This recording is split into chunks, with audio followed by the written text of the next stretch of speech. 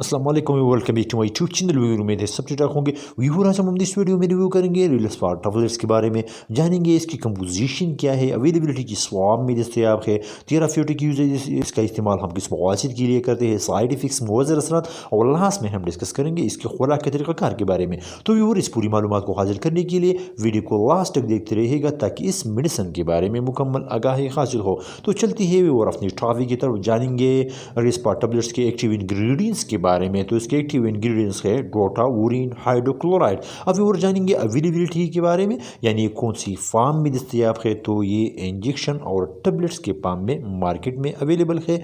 ये 40 mg और 80 mg में आते हैं। अब और चलते हैं, जानेंगे यूजेस के बारे में, यानी इसके थेराप्यूटिकल यूजेस क्या है, इसका इस्तेमाल हम किस मकासद के लिए करते हैं, कौन से कंडीशन हम इसे ट्रीट कर देते हैं।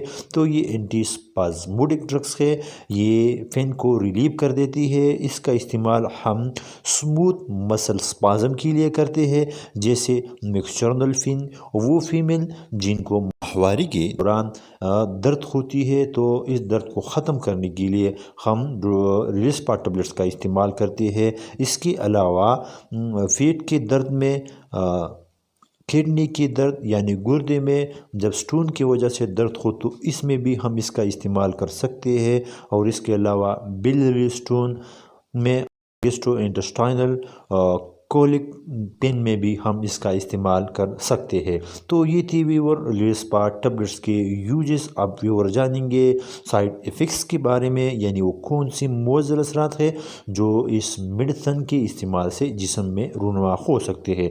तो इसकी कॉमन साइड इफ़ेक्ट्स में शामिल है नोज़िया यानी क़ेका होना, कॉन्स्टिपेशन पेट का सख्त हो जाना, हेडेक सर में दर्द, इंसोमिया नींद का न आना, वर्टाइगो चक्कर का आना, हाइपोटेंशन ब्लड प्रेशर का गिर जाना, एलर्जिक रिएक्शन और भी हो सकती है।